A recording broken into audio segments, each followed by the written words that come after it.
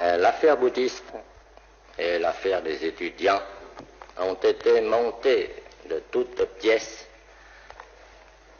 et répercutées de façon orchestrée et puissante pour intoxiquer l'opinion intérieure comme l'opinion internationale contre le gouvernement du Sud-Vietnam.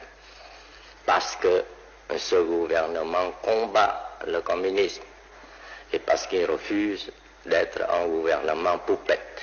Mais on parle aussi d'un changement de gouvernement après les élections qui ont lieu très bientôt.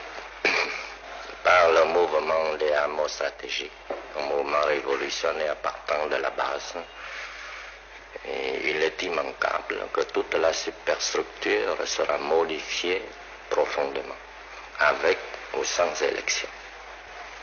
On dit que vous pourriez peut-être prendre la tête d'un nouveau gouvernement après les élections. Est-ce exact?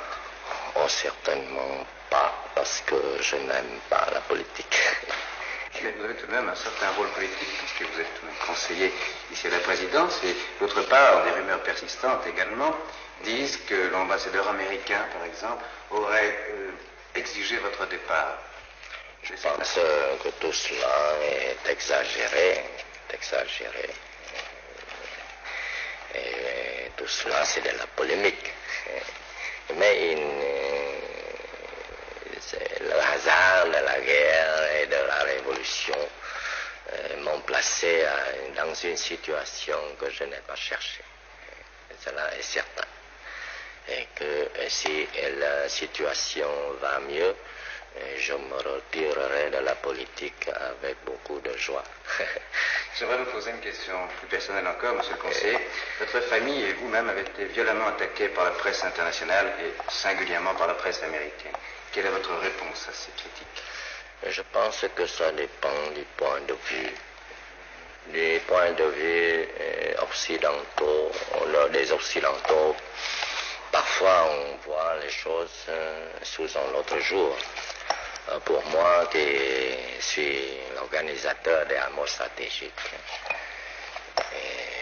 ce qui m'intéresse, ce n'est pas tant que ce gouvernement soit soutenu ou pas soutenu par le peuple. Et ce qui m'intéresse, c'est de savoir si l'armée dite de libération communiste est ou non le soutien populaire. Et si cette armée de libération communiste n'a pas le soutien populaire grâce à mes hameaux stratégiques, et je pense que mon but est atteint. Monsieur le conseiller, vous êtes donc parfaitement insensible à toutes ces critiques, violentes parfois. Il faut bien mettre sa tête dans le frigidaire quand on est dans une telle situation. Il faut avoir beaucoup d'estomac.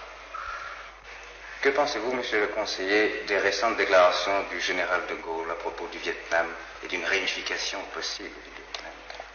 Oui, je pense que le général de Gaulle envisage une solution à long terme au problème du Vietnam comme au problème de l'ancienne Indochine française. A-t-il tort? A-t-il raison?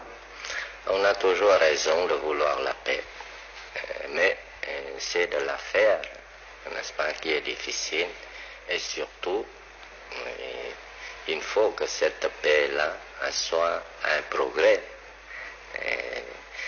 au point de vue liberté, comme au point de vue de progrès économique.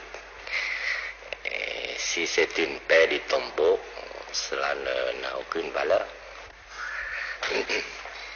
Monsieur le conseiller, vous combattez les Viet Cong, vous combattez le communisme. Pourquoi êtes-vous anticommuniste? Je suis anticommuniste au point de vue doctrinal.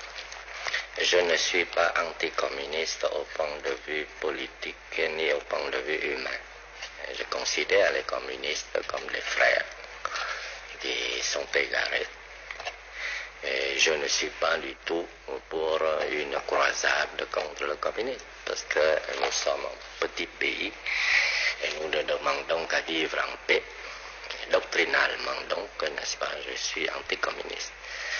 Mais politiquement, et si les communistes ne nous attaquaient pas, nous n'aurions pas répondu. Est-ce que c'est parce que vous êtes catholique que vous êtes anticommuniste ou pour d'autres raisons? C'est peut-être pour ça, pour une part, mais en tant que Vietnamien, je pense que c'est contraire à nos traditions. Et le communisme ne représente pas du tout pour nous l'unique voie du développement le meilleur.